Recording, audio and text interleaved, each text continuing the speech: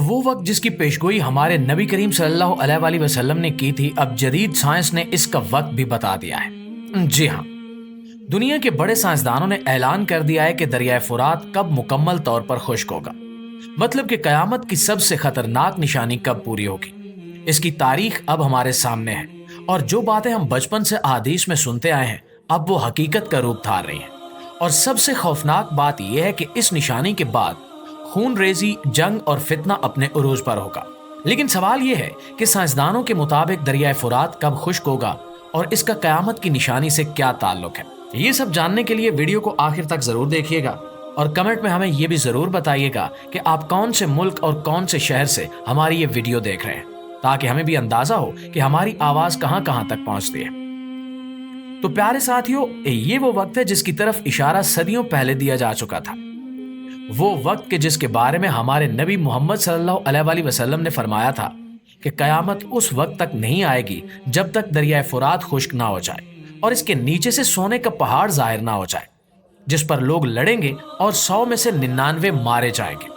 آج دنیا کے سائنسدان اس بات کی تصدیق کر رہے ہیں کہ واقعی دریائے فرات بہت تیزی سے سوکھ رہا ہے۔ عراقی حکومت اور خاص طور پر وزارت آبی وسائل نے بتایا ہے کہ اگر فوری اقدامات نہ کیے گئے تو دریائے فرات اور دجلہ دونوں 2040 تک مکمل طور پر خشک ہو سکتے ہیں، مگر کچھ ماہرین کہتے ہیں کہ یہ وقت ابھی اور بھی زیادہ قریب ہے، شاید 2030 یا 2035 تک۔ پیارے دوستو، اگر ہم دریائے فرات کی اہمیت کی بات کریں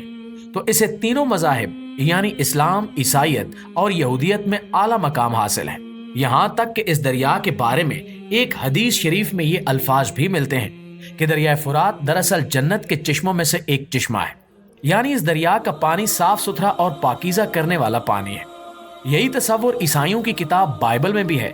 اور بائبل کے چیپٹر 16 کے مطابق یہ دریا جنت کے دریاؤں میں سے ایک ہے اور یہ خشک ہوگا اور دنیا کے تمام بادشاہ اس پر لڑائی کریں گے۔ یعنی یہ پیشگوئی بائبل میں بھی موجود ہے، لیکن اس پیشگوئی کو زیادہ وضاحت اور صراحت کے ساتھ نبی اکرم صلی اللہ علیہ وسلم نے ارشاد فرمایا ہے۔ ناظرین گرامی، ایسا دریا جو جنت کے چشموں میں سے ایک چشمہ ہو، اس کا خشک ہونا اللہ رب العزت کی نشانیوں میں سے ایک نشانی اور اس کی ناراضگی کا مظہر ہی ہو سکتا ہے۔ اور تمام شواہد کو دیکھتے ہوئے اگر ہم موجودہ حقیقت پر غور کریں تو ہمیں معلوم ہوگا کہ پچھلے 30 سے 40 سالوں میں دریائے فرات بہت تیزی سے سکڑ رہا ہے، یہاں تک کہ دریائے فرات اپنے اصل حجم سے تقریباً 60% تک سکڑ چکا ہے، جس کی وجہ سے ماہرین کی جانب سے یہ خدشہ ظاہر کیا جا رہا ہے کہ آئندہ آنے والے چند برسوں کے اندر اندر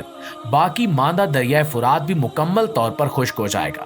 اور جن علاقوں کو یہ دریا سیراب کرتا رہا ہے وہاں پر پانی کی شدید ترین قلت رونما ہوگی۔ دوستو، اگر ہم بات کریں سونے کے اس ذخیرے کی جو دریائے فرات کے خشک ہونے پر ظاہر ہوگا، تو اس کا معاملہ بھی اتفاقی طور پر ماہرین کے ہاتھوں ہی حل ہوا ہے۔ وہ یوں کہ دریائے فرات کے سکڑنے سے متعلق تحقیق کرنے والی ماہرین کی ایک ٹیم نے دریائے فرات کے کنارے رہنے والے لوگوں سے انٹرویوز کیے اور یہ جاننا چاہا کہ دریائے فرات کے سکڑنے کے بعد اس کے کم پانی میں کم مچھلیاں اور دیگر انواع جن سے وہ لوگ اپنی روزی روٹی کماتے تھے، ان کے کم ہونے سے ان افراد کی زندگیوں پر کیا اثر پڑا ہے۔ ماہرین کی حیرت کی انتہا نہیں رہی جب دریائے فرات کے کنارے بسنے والے ان خانہ بدوش ماہی گیر لوگوں نے یہ بتایا کہ بے شک دریا سکڑ رہا ہے اور اس کے اندر سے مچھلیاں کم ہو رہی ہیں، جس کی وجہ سے مچھلیوں سے وابستہ کاروبار پہلے کی طرح نہیں رہے، لیکن دریائے فرات کے کناروں کی ریت میں آنے والا پانی سونے کے ذرات رکھتا ہے، اور ایسا پہلے کبھی نہیں ہوا، نہ ہی ہم نے اپنے آباء و اجداد سے کبھی ایسا سنا۔ ناظرین، ماہی گیروں کے مطابق جب انہوں نے دریائے فرات کے پانی میں ملی ہوئی ریت کو چھانا تو اس میں سے سونے کے چھوٹے چھوٹے ذرات ملے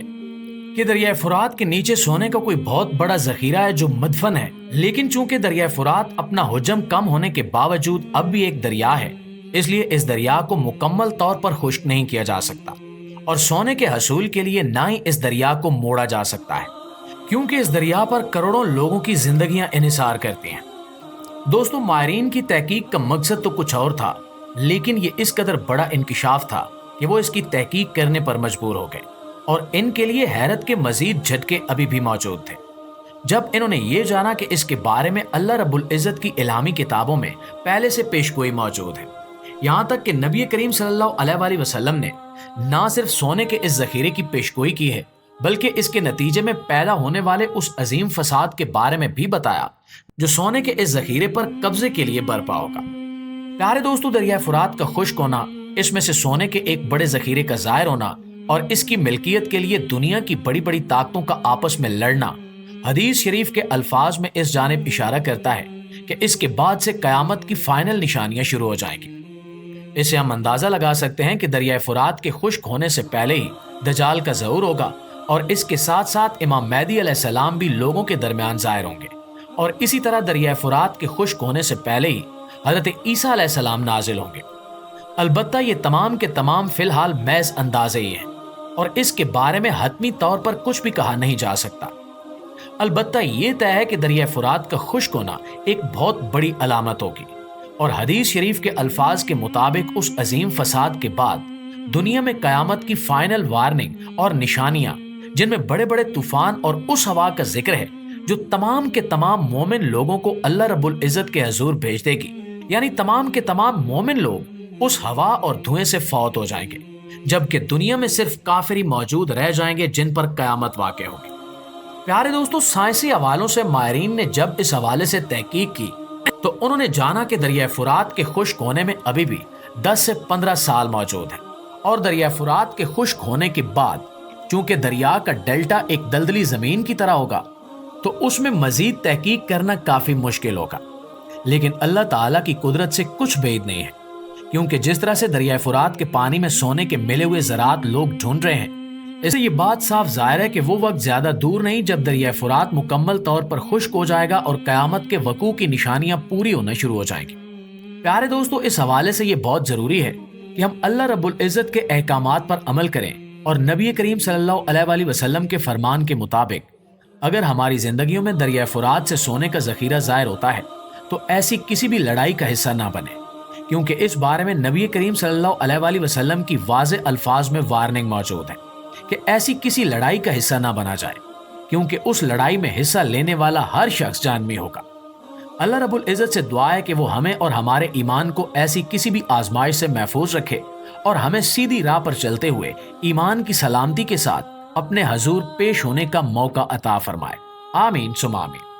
जी तो मुअज़्ज़िज़ दोस्तों, ये थी हमारी आज की वीडियो। इस हवाले से आप दोस्तों की राय क्या कहती है कमेंट सेक्शन में हमें जरूर बताइएगा। इंशाल्लाह आपसे मुलाकात होती है अगली वीडियो में। तब तक अपना, आसपास के लोगों का, अपने प्यारों का ढेर सारा ख्याल रखिएगा। अल्लाह निगहबान।